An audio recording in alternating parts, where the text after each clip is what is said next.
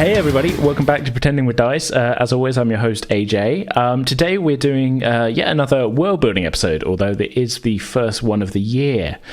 We've had a lot of interviews recently, but no world building, so I thought it'd be good to sort of jump back into that. I'm joined today by Eden. Hello, hello. How's it going?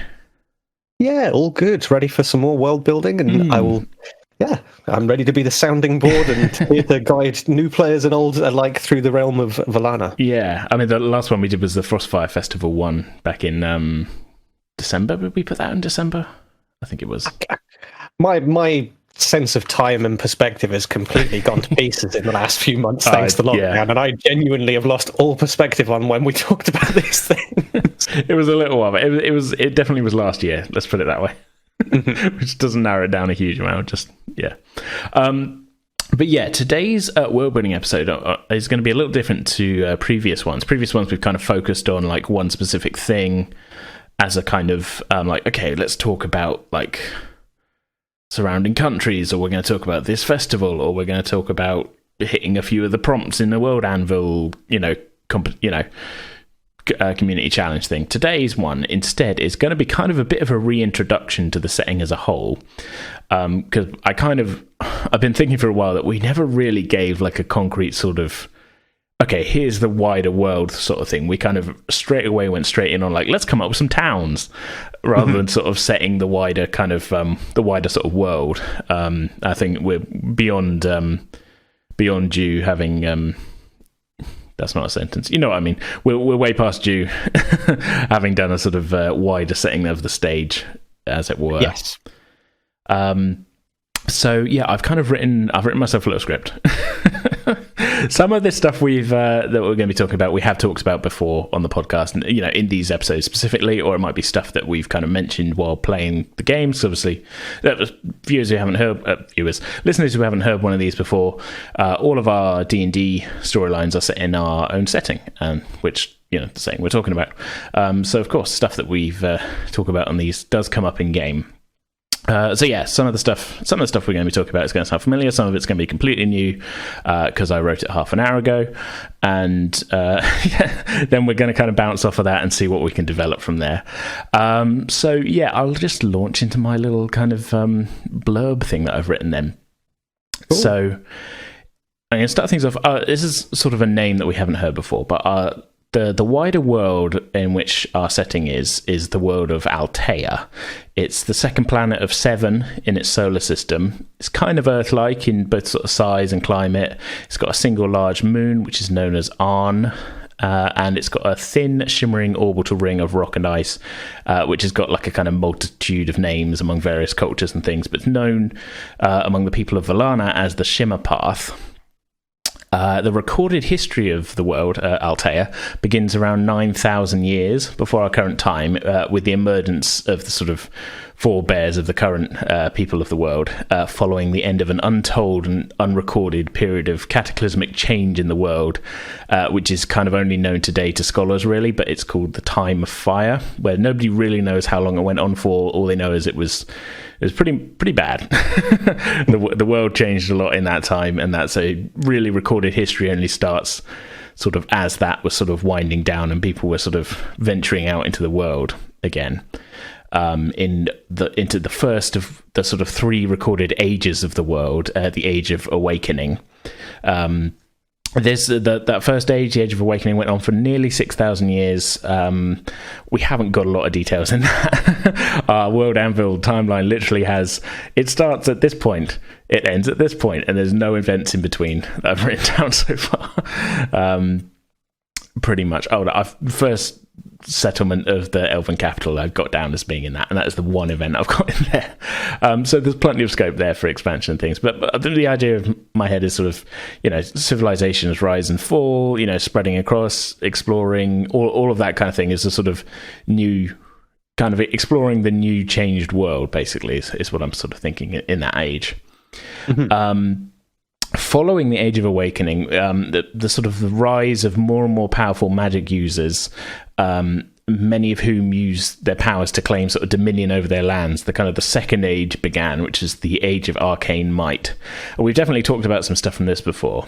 Yeah, it's a sort of time of like kind of monumental sort of deeds and changes as the land sort of fell under the sort of sway of, kind of unchecked magical ambition and things, and a lot of stuff went wrong. As wizards and magic users are just as selfish as anybody else, really, but with like the power of magic behind it. It's a bit of a crazy time, I think we could say. Oh, absolutely. Yeah, no, the previous episode where we talked about it at length, and in particular talked about the Auric Wastes and kind of the hint of what had happened there, perhaps little hints of some of the things that had happened there.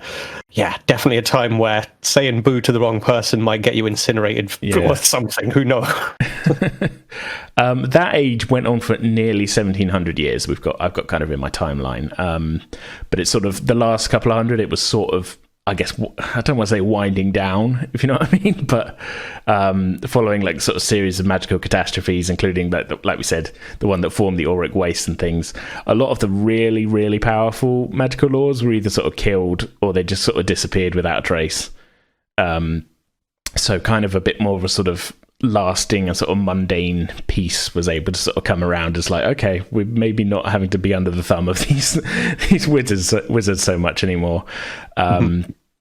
So as that sort of came to a close, we came into the third age of our world, what's known in the Kingdom of Vallanna as the Age of Unification, and that's the age that we're currently in. We are in the year 1307 of the Age of Unification. And yeah, I mean, it's not to say that it was it's been an age of peace at all. I mean, there's definitely been wars. There's been, as much death and everything as before. There's just no longer like huge sort of completely overpowered wizards flying around in there doing their thing, just being like, bam, I'm going to take out this part of the continent because a dude who lives there snubbed me somehow, Yeah. A bit less of that. So yeah, that's kind of the ages of the world. I feel like we can check back in once I've gone through all of this sort of stuff. But let's give a bit of a sort of overview of the kind of wider world and sort of what it's like, because we've really only focused on kind of like a little corner of one continent before. So I wanted to give a bit of a sort of wider kind of view on that. I have sent you my JPEG of the unfinished world map, so you've got at least got something to refer to. Indeed, yeah, and where we focused on, forgive my pronunciation if this is bad, Atron. It's pretty close, yeah. I've been going Atroon, but I mean, I'm not that great at, sometimes I haven't put one on here. If it's an oon. Yeah, we need some. I was about to say, I'm not that great at picking the right umlauted or accented letter to go into things. I'm not really a linguist so much. I was like, oh, that looks cool, kind of writer. But it's a tiny bit of the world. When this map is available for other people to look at, this place that we have had things taking place in the grand scheme of the world itself, it's pretty small. Yeah, it's like France-sized in like global terms, shall we say? To look at the scope and scale of the entire map there, I think that fits into about the size of France. Well, I'll tell you exactly how I scaled that. Was I downloaded a map of Earth, and I was like, well, I want it to be about the size of Germany, with the country we're in. So I scaled that down. I literally overlaid it. Was like, I'll scale this down to how Germany is on the world, and we'll go from there. That's basically how I started it. There we go. Yeah. So yeah, let's break down these continents then. So. We'll start, I think, in the sort of the northernmost continent, which is the frozen wastes of Arcturime. I haven't got a lot sort of planned out for this continent really at the moment. Only the kind of vague idea that when the last time I watched the first Thor movie, where there's all the kind of frozen ruins on the frost giant planet, I was like, oh, that'd be cool to have something like that in the setting. So I'm going to put that there, I think. But yeah, there's it's sort of mostly it's kind of an Arctic sort of frozen sort of Siberian kind of wilderness sort of thing. But it does have a kind of southern sort of peninsula which does dip down into the lower latitudes. And I've kind of referred to this in a couple of the articles that I've written so far, but there's been a history of sort of raiders coming across the sea from Arcturime to sort of attack the peoples of Atroon. Kind of in a Viking sort of thing, but not actually Vikings. You know what I mean? It's just, yeah, kind of, they're basically Vikings.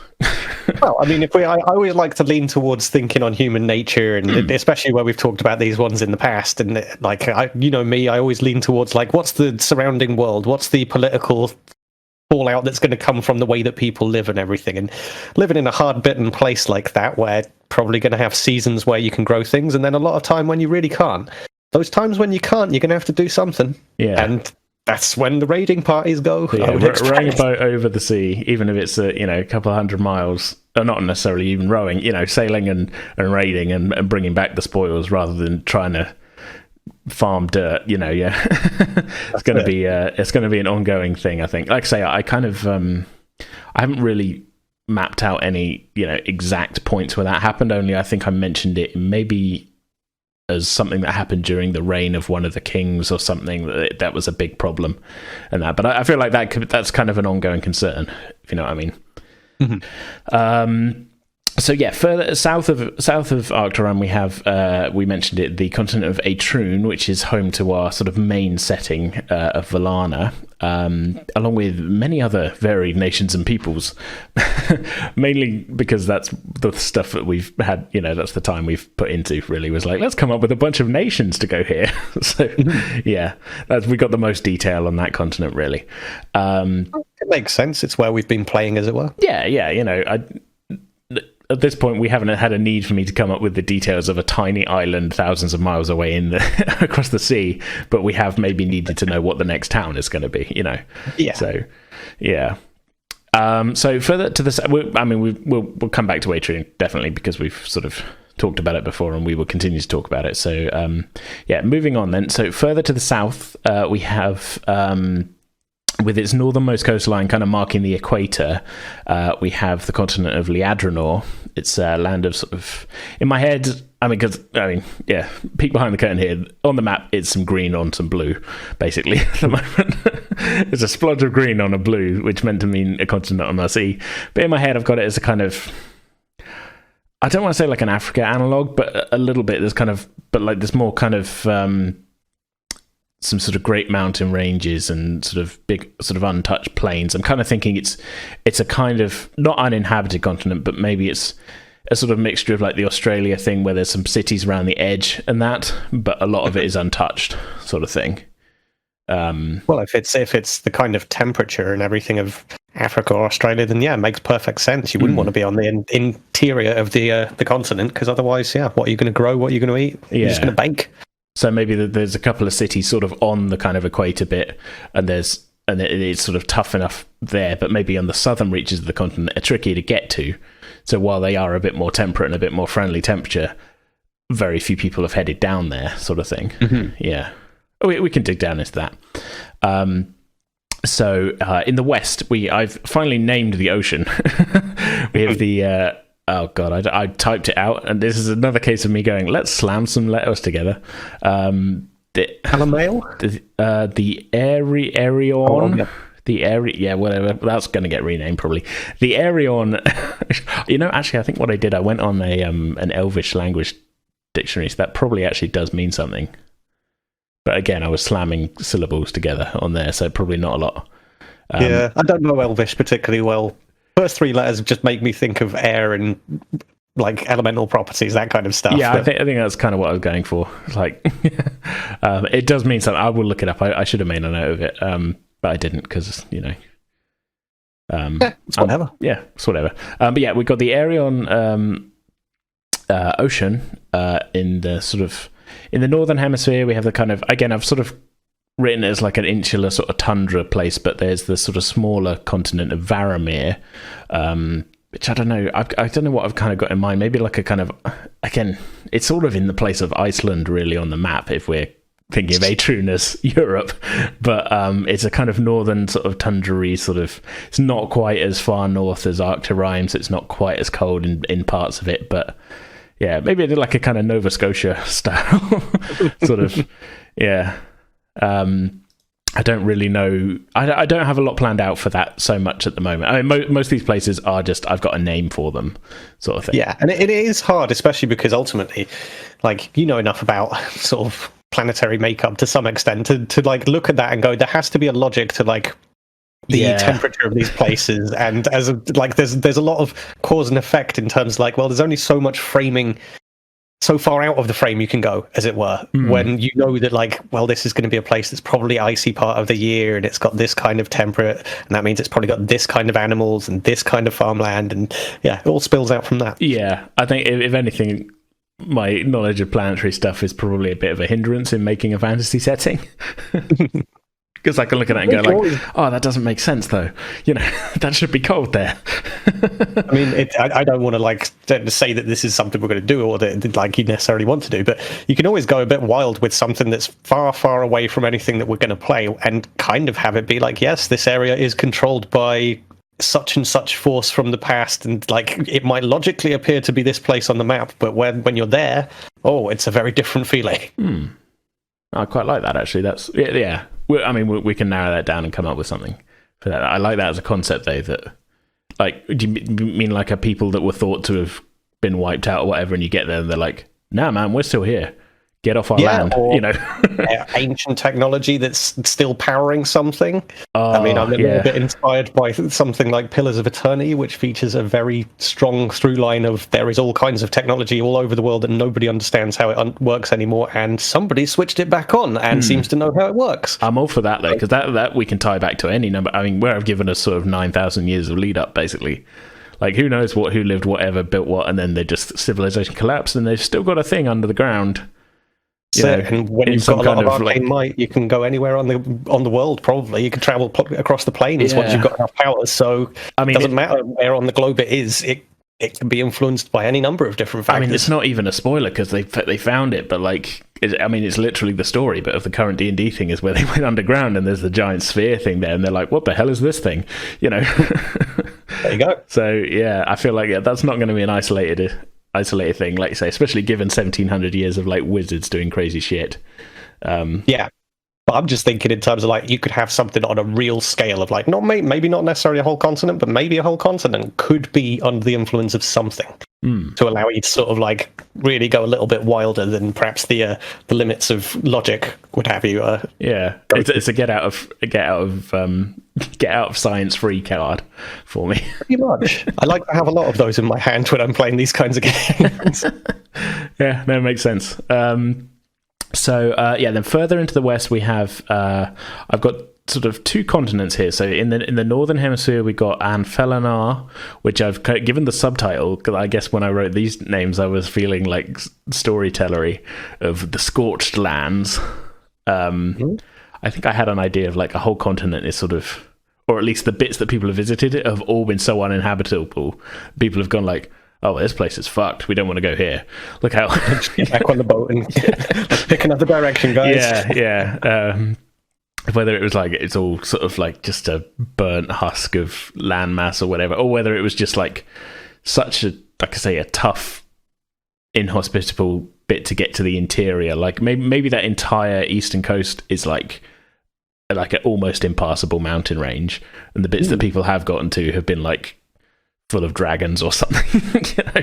And they're just this place, this is no fun. Let's just letting my imagination run with this for a second. I like the idea of maybe you could have like an indigenous people who at some point in their past had interaction with people traveling from afar and coming to their coast, and they had some sort of negative experience, or that they decided that, you know what, it's just not worth it, and we've got a lot of land, we can just move a couple of miles in from the coast, and if we nurture the edge of the world, as it were, to be really inhospitable, if we aim to make that place horrible over generations and generations and generations, you could get to a point where there could well be a society further inland that nobody's aware of. So they're almost playing a trick on people from outside, because people from outside come over there and go, "Well, this place looks terrible," but if you go over the next hill, it's really nice.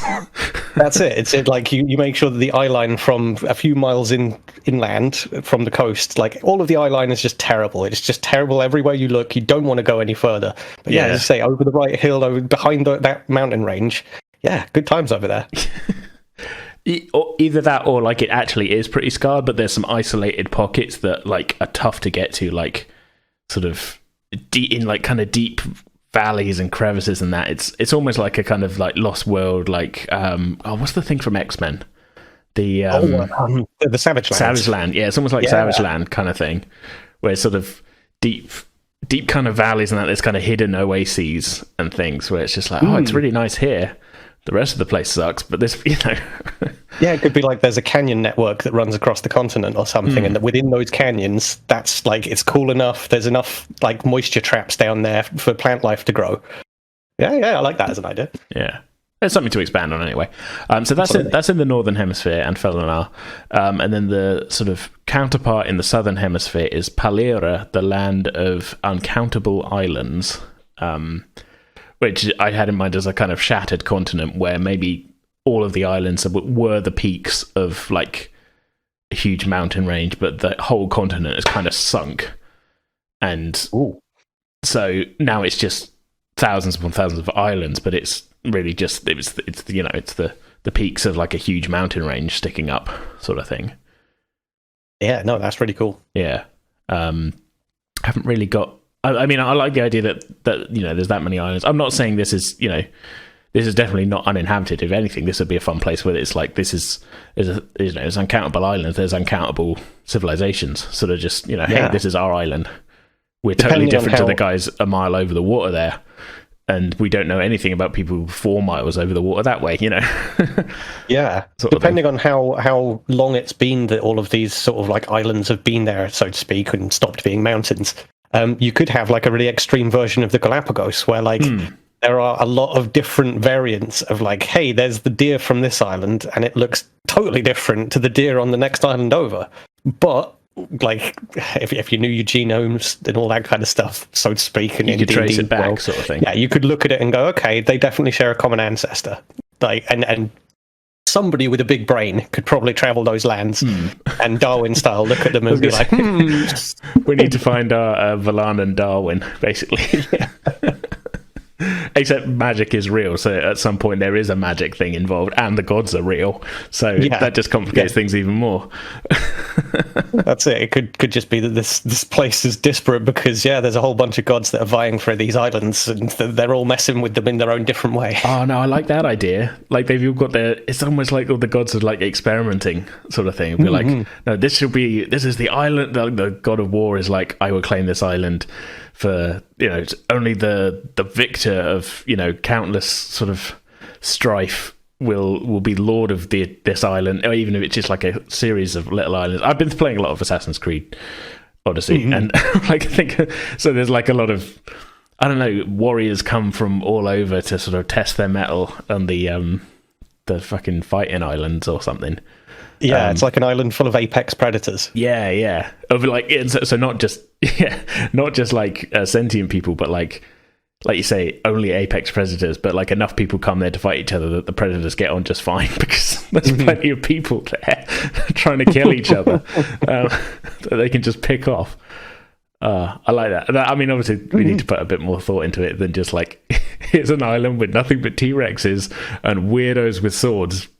trying to murder each other. Like you could have that be like the central island in a series, perhaps, and that on each of the islands surrounding it is different warring tribes and what have you, and that each of them considers this place their testing ground, and that there's like they fight over the right to go and get killed on the island. Each island sends their representative to become king of the. Like each island in the chain sends their strongest warrior, and then the one survivor is then like the representative of all of the islands in the chain for a year or something. It's like perhaps that could have come about through like a begrudging peace process that the leaders of the tribes at one point they were just killing each other indiscriminately, and they realized that was probably not helping them. Enough of them were dying on that island as it was, so we need some sort of system. Probably just keep dying on the island and stop killing each other. I feel like there's a lot to drill down into there as like a potential sort of like, hey, here's a weird place you could stumble across sort of thing. Oh yeah. Lots of different angles, lots of different political potentials and reasons for each of the different factions to sort of be involved in it. So I've got one more kind of major landmass to talk about. The map I've sent you, I'd say it's not finished. There's a lot of bits I'm going to cut down, take out, and things and everything. But the major landmass I've got left is again sort of heading west then from Palera and Liadrino, so about midway between them and Palera and Vallanna, sorry. So sort of halfway between them and Liadrino, we have Ervanon, Ervanon is what I've called it. Again, I haven't said most of these names out loud because I've written them at 3 o'clock in the morning going, that looks vaguely fantasy-like. This is like the George Lucas, like, hey, you can write it, you can't say it, sort of thing. But I'm calling it Ervanon for now. Yeah, let's go Ervanon, whatever. And this was another one where I kind of had in my mind as like, it's a really kind of Australia-like, apologies to Australian listeners, inhospitable place, where, because it's sort of straddling the equator, it but doesn't extend quite as far south as Liadrino. It's like, it's either tropical heat or like a scorching desert, basically, in the middle. So yeah, again, maybe sort of some outlying cities or outposts or whatever, but a lot of the interior is kind of like, yeah, you don't want to be there, man. It's no fun, sort of thing. It's just too intense. Yeah. But there's like a big like Burning Man style festival or something there. I don't know. I just that I pulled out of nowhere for now. You know, literally in the moment. Then let's not put that on the record. But it's all good. Yeah. But when it comes to this stuff, yeah, we can throw these ideas at the wall. Everything that we've said so far is like, it's broad concepts of like, well, these things could all happen in these places. Yeah. Well, maybe, I mean, it has to have some redeeming thing. So maybe it's like the best like Ervanon iron or something is like forged in the fires of the equator or something. I don't know. Maybe not iron, but you know. If it's a combination of, say, tropical and desert, then there could be things like spices. There could be rare kind of plant life that grows. That kind of stuff could be good for alchemical use, and that could be its place within the kind of. I mean, obviously, we haven't set the standard on this, but like, how much interconnectivity is there between these locations? Like, because there are some fairly large distances between them, but we are in the world of magic and like special transportation and all the rest of it. Yeah, so distance isn't necessarily such a big deal. I think we're. I mean, we've kind of kept it a bit sort of vague as to what the level of technology is in a lot of things, because and that's purposefully, really, because I do want to keep the fantasy thing, but at the same time, I have totally introduced flying galleons with cannons. So I feel like, there's definitely, they're not like fantastical thing, you know, places that people think of as, you know, oh, that's not a real place, you know. Although there might be one or two kind of people who, you know, it's definitely going to be people who are thinking like that. But there's always the yokel. Yeah, but I mean, they're not unknown far. I mean, they're far off, but they're not like fully unknown places, sort of thing. You know, there is a bit of travel. There is. I mean, we're as I say, we're 9,000 years into the sort of recorded history, which is sort of. I mean, if we count our, I don't know, where do you count our recorded history? Start of ancient Egyptians. Start of, you know. Yeah, exactly. It's hard to say. It's not even been 9,000 years since then, sort of thing. So. Yeah, I feel like we can play with the technology level a bit, but I feel like these places are visited, maybe not that often by different people, you know, depending where you're starting from.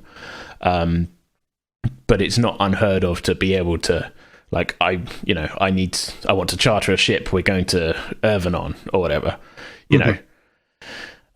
Might be it'll be a tough journey, you know, of many weeks and months or whatever. But it's not like the world has been explored to a certain extent, sort of thing. There's definitely huge amounts of it that, you know, are completely untouched and, you know, have never seen people. But I feel like, maybe, you know, at least on a scholarly level, people have got an idea of coastlines, maybe, you know. There's a reasonable chance for people kind of like the occasional person that's ended up on a ship ending up on a different continent and living their life. Yeah, for sure. Totally. Yeah. We're not fully, nowhere's fully insular. Like I said, I think we sort of, I'd specifically said that maybe the one in the sort of northern hemisphere, what did I call it? Varamir, that maybe that's insular on purpose, kind of thing. But and again, Vallanna, maybe they're trying to keep people out, like you say. But I feel like, there's plenty of scope for people traveling and going like, well, I'm gonna strike out anew. I'm gonna start a new life in the Uncountable Islands, sort of thing. It's not beyond the realms of possibility. Oh. So that's kind of my that's my geography lesson. More specifically, though, our kind of setting really has been centered around the Kingdom of Vallanna, which is a pretty large country on the northwestern coastline of the temperate continent of Etrun, which we briefly mentioned. It shares borders with the nations of Ashala, Eralia, Sarvea, Onus, Ostermark, and Ruvard. We had a whole episode on that, so go back and listen to that if you haven't listened to it before, or go back and listen again if you love the sound of our smooth radio voices. But I mean, we went into quite a lot of detail about all the neighbouring nations in another episode, but Vallanna, it's a land of kind of rolling hills and fields, mountain peaks, great rivers. It's got a fairly thriving sort of civilization with quite a lot of history to it. I mean, the land, it's it being the sort of central bit of our setting. We've kind of come up with a lot of things that have happened in it, and the idea that certain cities and things have been around for quite a while. So there's a lot of scope there for stuff to have happened, basically. The land itself, though, is blighted by the encroachment of the Auric Wastes, which are a great sort of scar upon the middle of the continent, hundreds of miles across, caused by a failed magical ritual in the distant past. I say distant past, back in the Age of Arcane Might. It's pretty distant there. It's like, how long did it... we came up with I've got my timeline in front of me. Oh, God, I can't do maths. Yeah. It's too late in the day. Yeah, it's been a while. About 2,000 years or so back, I think, is give or take. Basically, a decent chunk of time. Yeah, it's been a while. But yeah, caused by they're a huge sort of great scar, hundreds of miles across, caused by a failed magical ritual, which kind of scoured away huge tracts of previously inhabitable and probably inhabited lands, transforming them into this sort of inhospitable, kind of dangerous desert that's kind of still crackling with unstable sort of magical energies after even many centuries. Travel in the wastes is tricky. There's mutations, there's weird creatures, there's it's not a fun place. So, lots of high energy magic fields that you don't want to step into. Definitely, yeah. So the last little bit that I've kind of written again is sort of Vallanna's ruled by the Inaran family, who laid claim to the crown around 370 years before our current time frame, when they were the victors of a vicious civil war called the Panacea War, which we also talked about on another episode. Mm-hmm. In more recent times, about 67 years prior to our current date, the lands were plunged into a devastating war against the supernatural demonic forces of the archdemon Valgarath, who I don't know if I named when we did the Demon War stuff, but, again, slamming syllables together at 3 a.m. to make fantasy names, basically. Hey, it works. Yeah, it does. He sought to gain a foothold on the prime material plane, but after 7 years of war, he was defeated by the young prince, Agic. I've never said... it's another thing. I need to say names out loud. I don't know whether to pronounce it Agic or Aegic or Aegic. It looks good written down. Agic, yeah. That's yeah.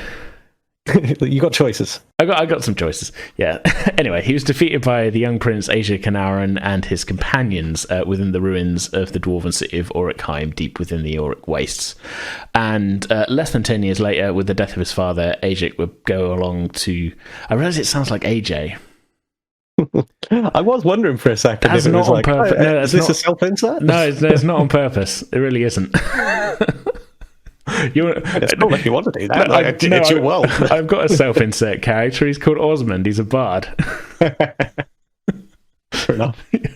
That's my self-insert. You guys ran into him. We made a joke about ordering a pizza. Oh, yes. Yeah. Good times. Yeah. Anyway, less than 10 years after the end of that war, Ajic was crowned King of Vallanna, and he's ruled the land wisely ever since for the last sort of 50 odd years. So that's pretty much what I've written as my kind of setting the scene sort of thing. We've obviously got huge amounts of more detail to go into about basically everything. As I say, some of which we've talked about before, some of which we haven't even really scratched the surface, some of which I kind of came up with just then. I thought we'd kind of start. I mean, if you've got anything that I've just mentioned that you want to kind of ask any questions about before, right off the bat, anything that I said you were like, oh, okay, what's the deal with that? Oh, God, you put me on the spot. Yeah, sorry, Dad. Yeah. God, it's so hard to answer because so much of this that we've already talked about has kind of been me and you coming together to come up with it. No, is the quick answer. Alrighty. Sorry. No, fair enough. I just thought, because I've sort of thrown a few kind of new places and terms and things into the mix. I just wondered if there's anything that kind of jumped out as like, okay, what was my thought process behind that, or like what could we jump on from that? But we did sort of talk about that a little bit as we were going through things, didn't we? Mm-hmm. I mean, I to sort of jump back then to what we were saying before I kind of got into this, and I've kind of felt for a little while that we needed to sort of set the stage a little bit more, to give a bit of a sort of wider view of the world kind of thing. I think a lot of listeners who've listened to these episodes before might have seen the world map on our World Anvil page, which again I probably should have linked. we talked about it before, but you can get to by searching Pretending with Dice World Anvil. There's a world map of kind of our sort of main bit of our setting in Vallanna there, so people might have seen that, but nobody's really seen the sort of wider world map of the planet sort of thing. And it's going to be a little bit of time before I finish it anyway, so yeah. I don't know quite where I was going with the sentence, to be honest. Other than to say, we wanted to set the stage. I might put up an early version of it just to be like, hey, here's where things are at, just without all of the cool photoreal textures that we've got on the other map. But just something to refer to. That'll be a lot of work if you do that. Yeah. Well, in terms of like what we've already done with Vallanna and Valine in particular, Vallanna, not Valine. God, I practiced before doing the bloody podcast. I sat down and I went Vallanna. And the second I come to say it naturally, it comes out as the wrong thing. Oh, I'm a dum-dum. Sorry. Because we've done so much about that area and the surrounding area, the Kingdom of Vallanna, and we talked all about the political ongoings with all of that kind of stuff. Did you want to pick one of the other continents maybe and deep dive on that and maybe set some stuff in stone perhaps? Or was there anything on the continent that we've already kind of covered that you wanted to point towards in particular and flesh out more? I think I'd rather look at pick on something on one of the other continents as an idea of like a thing. So at least then we've come up with something 100% new on this one, maybe. Because obviously we've kind of touched at least, in one degree or another, on the other nations of we've pretty much touched on every other nation on Atrun, at least in some form when we did our other nations bit. So, I mean, obviously there's a lot more to be fleshed out on all of them, really. But I think it'd be fun to come up with something a bit, sort of new. We've talked in broad strokes then about each of the different continents and what the immediate thoughts on potential were. I think maybe a Nefanala or Palera would be the ones to sort of lean in towards as the ones where I think maybe we could like point it and say, right, this is what it's going to be. Which one's your preference? Because I mean, I obviously suggested the culture that is ruining its own coastline, as it were, and would have to have some sort of culture surrounding that, I suppose. There would have to be some people that it's their duty to go out and salt the land and that kind of stuff, and there might be some interesting ritualistic things that could be span out of that.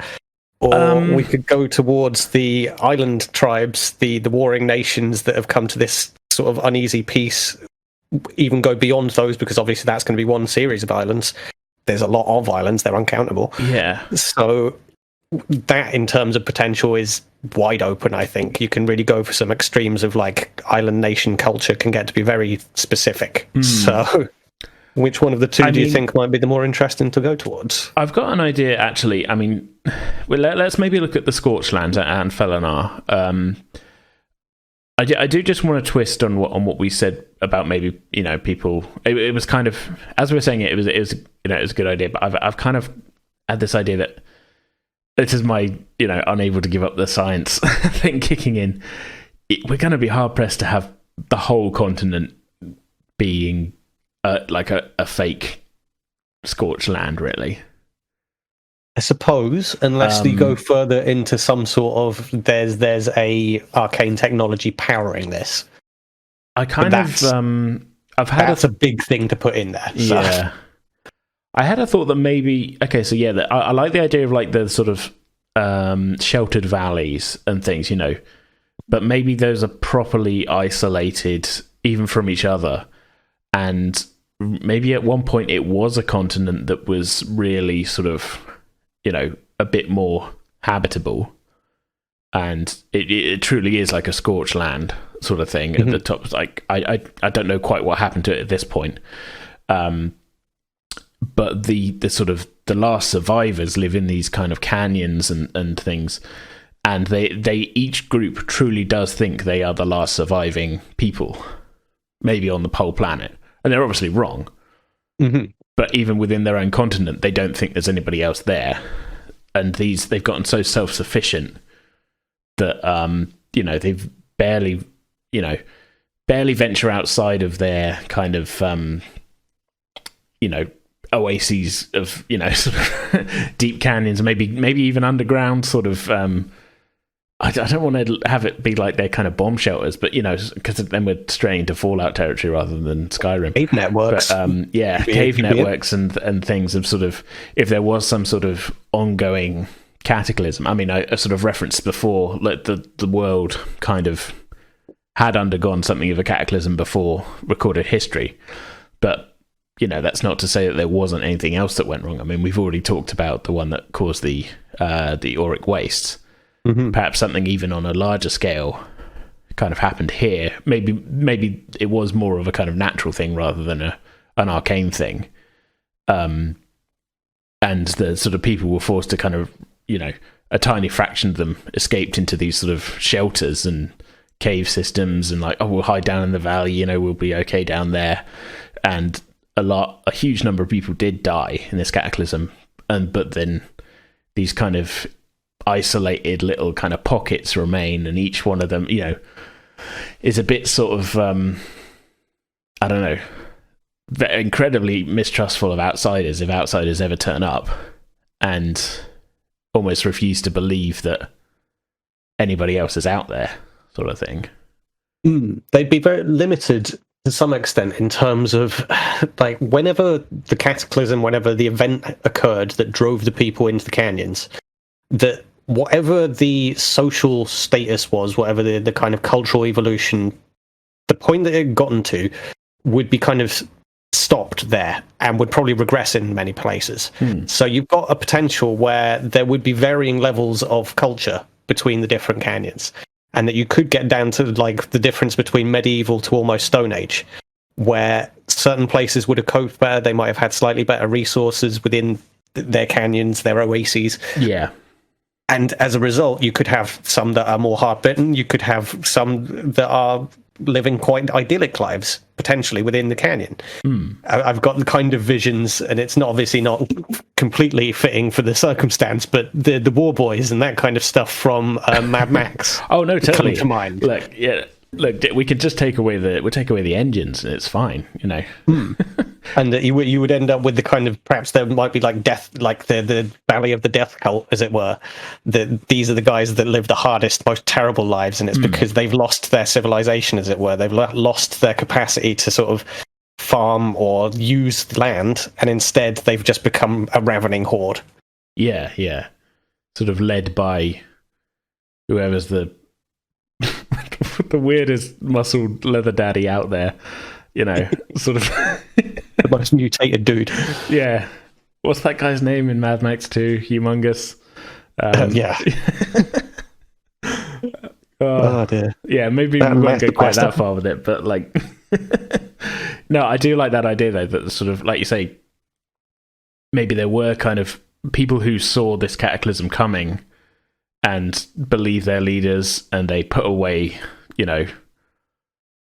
stores and breeding pairs of animals and things, so they've able to almost hang on to an almost normal life, even if they think that, oh god, well, we're the only ones who prepared, we're the only ones who were left, sort of thing. And that, they're not, but they're the most sort of comparable in terms to the rest of the world, or at least Vallanna and that, in terms of keeping on to some sort of society. It's going to be affected anyway, as we've seen in any number of Star Trek episodes.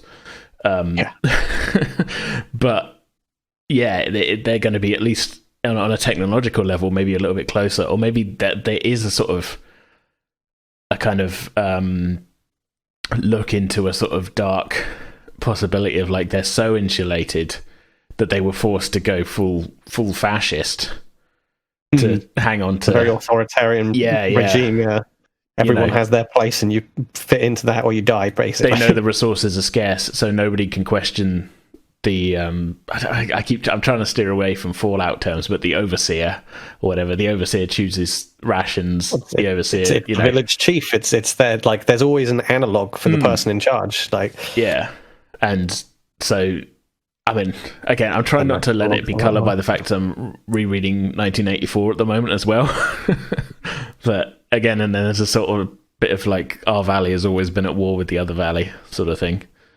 And I can imagine that in terms of, like, just the way that it would work logistics wise, if you've got, like, the death cult that I've already described, the ones that are going to go out raiding, this is going to happen at night, because if the land itself is still being baked, then going out onto that surface level during the day is a death sentence, and the only time would be during the night to travel.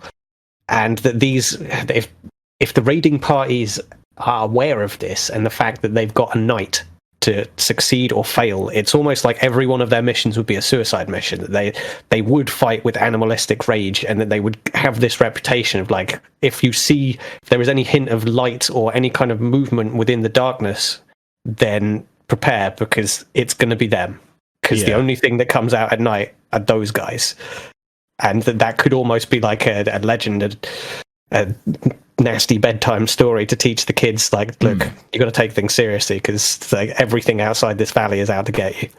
I've had the thought as well of, like, maybe as bad as all this is, and this, it is a terrible place, and that they're also inward looking as well, that they haven't realised that further out west is not quite as bad. Do you know what I mean? So if they can only get so far in a day or so's travel, because they know the daytime is bad.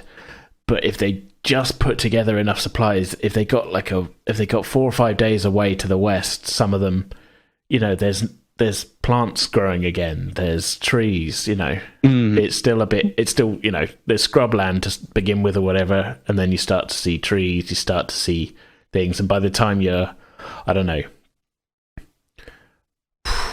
500 to 1,000 miles inland, things are basically back to being a temperate kind of continent, sort of thing, and because nobody's living there, it's all kind of untouched. I keep using the word untouched, but you know what I mean, it's sort of unspoiled, sort of thing.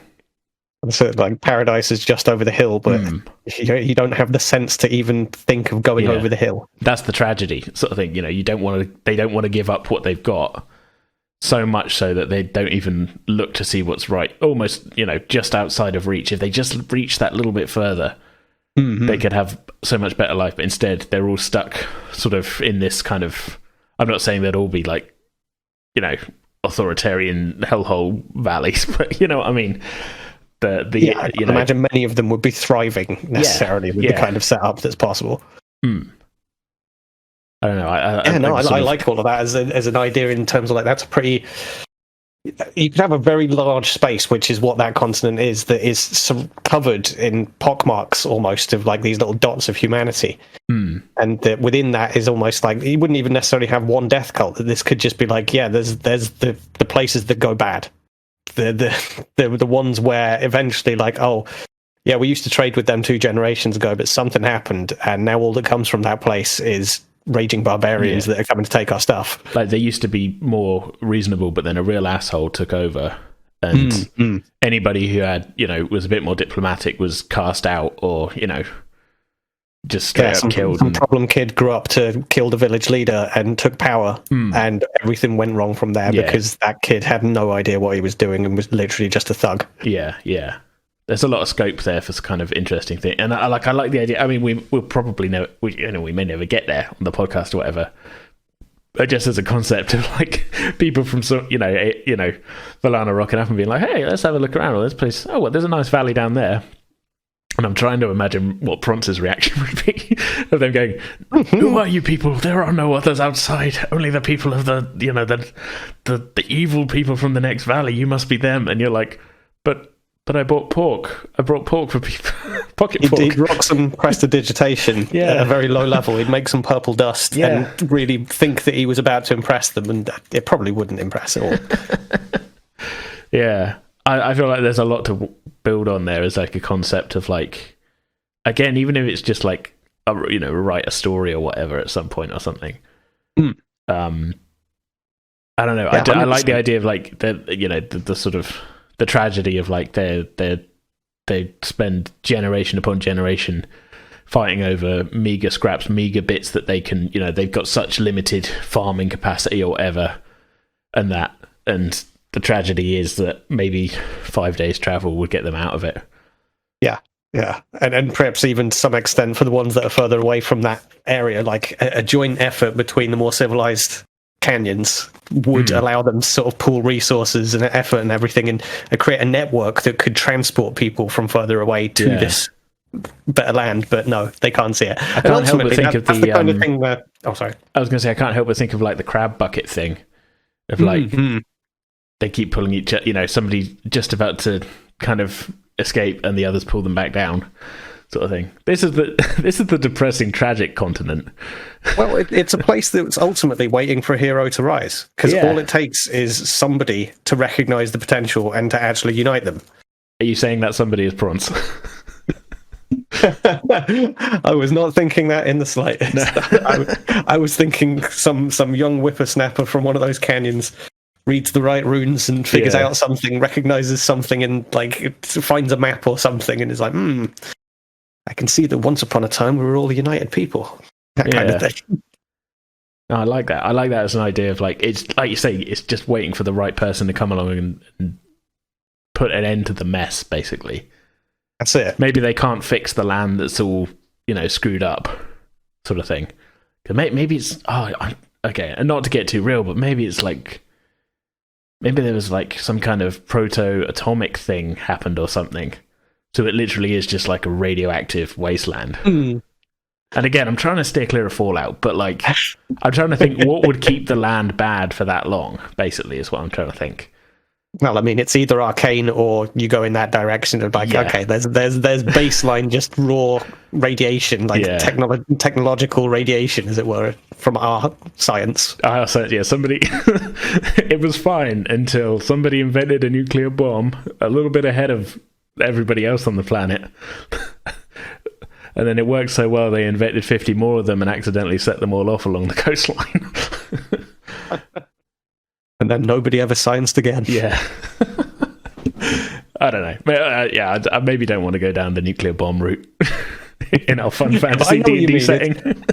It's the kind of thing where I was thinking in terms of like how do you maintain, as it were, this scorched land.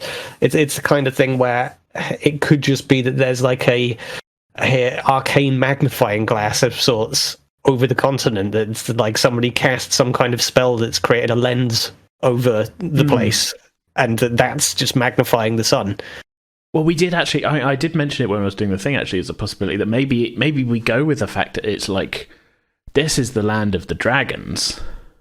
Like they were driven out of, because we've already talked about the dragon slayers in Liadrino and that. Maybe there's been sort of a similar thing of like the worst of the dragon lord or what, I don't know, but the dragons were all kind of driven out of various places and they ended up here, and like that's why people only travel at night, is because if you go in the day, you're going to get seen by a dragon. And it creates more of a reason why they wouldn't ever try and even go to a better place, in terms of just like, well, if there is a better place, then that's surely where the dragons chill out. Yeah, I'm thinking sort of Reign of Fire style dragons, you know what I mean? That's, you know, because it's been 20 years since I watched that film, but I mean, the landscape in that was all like burnt up and destroyed and everything, wasn't it?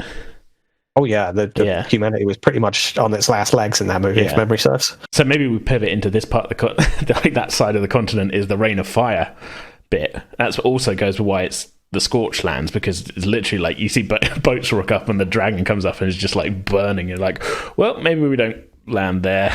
Okay. You know, so this is where we send the level 20 characters then. Yeah, this is the high level area, you know. Yeah, no, I like that. This is where you go for that end game loot and raids and things. As a possibility, though. I do like it. Yeah. Okay. I feel like we've got a lot to build on there, I think. 100%, yeah. Yeah. I don't want to have this be the episode where we come up with something for every continent, because I feel like we could spend a lot of time on each one that maybe, you know, well, obviously we've spent almost 14 episodes just on one corner of Liadrino. So, I mean, there's plenty of scope there to be like, okay, we're going to talk about this continent for a couple of episodes, or we're going to talk about this continent for a couple of episodes.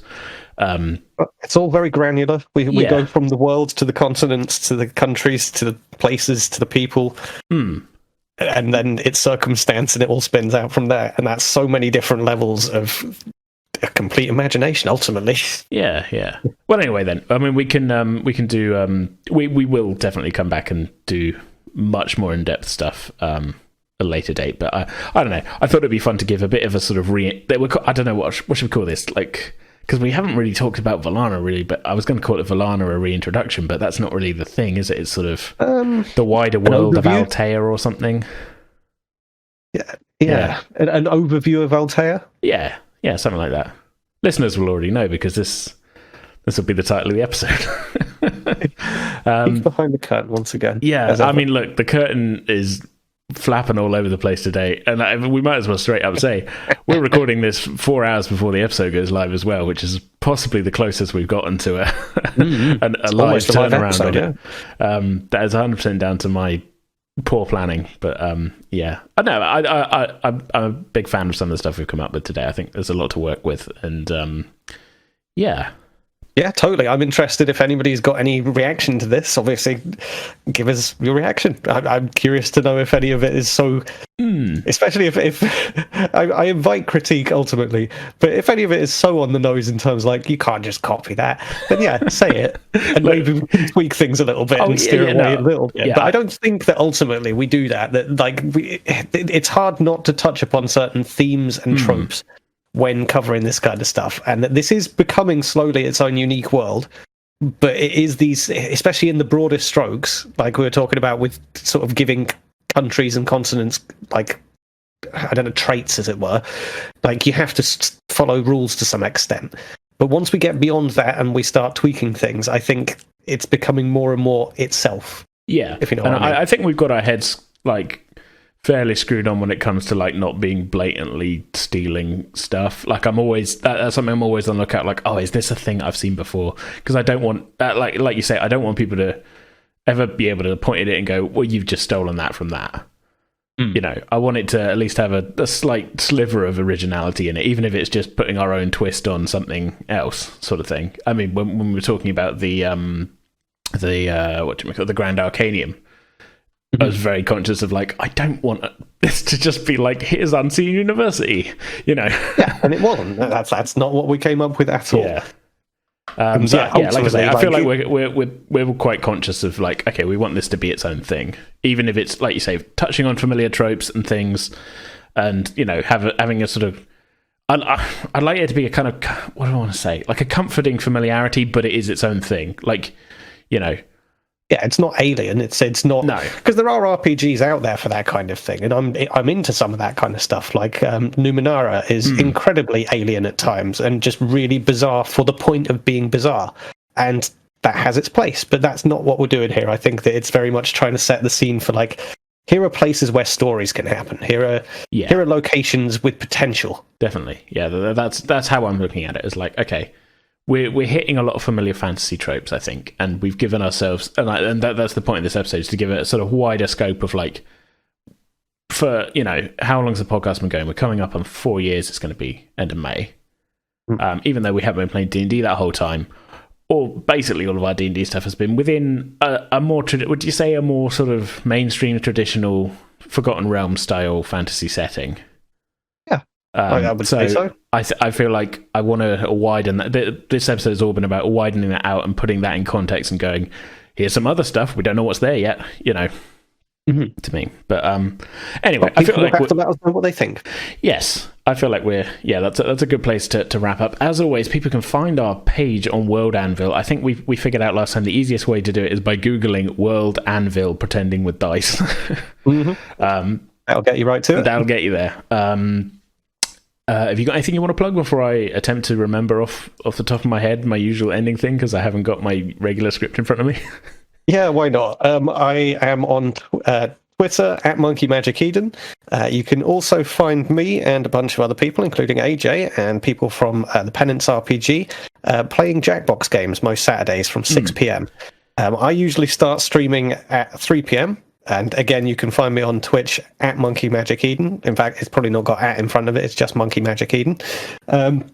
And yeah, I play Clone Hero, which is a Guitar Hero thing, and ruin my fingers and give future me arthritis every Saturday from 3 p.m. Oh, it's a risk killer. It really is. Oh, it's crazy. And I'm getting some absurd levels with some of those songs where I really do play things now where I think back on playing it once upon a time and just being like, nah, that wasn't possible. And it's like, no, it's a breeze to me now. I just fly through those things. I mean, I've even been doing that. Like, I played a fair amount last night, and I was going back to even tracks that when I installed Clone Hero a couple of months ago after, you know, you told me about it, I was going back and I was adding 40,000 onto my die scores last night, and I was like, wow, I haven't even really been playing that much, you know. Yeah, it just clicks. But anyway, enough about Clone Hero. Anyway, yeah. You can catch me playing that if you're curious on Saturdays from 3 p.m. Then Jackbox, which you can join in with. You are welcome to join us for the games on Jackbox. It's a party game thing. Just Google it if you don't know what it is. It's a bunch of silly things where you draw things, you tell jokes, you come up with raps. There's a whole bunch of different things that we play. We haven't done the rapping one for a couple of weeks.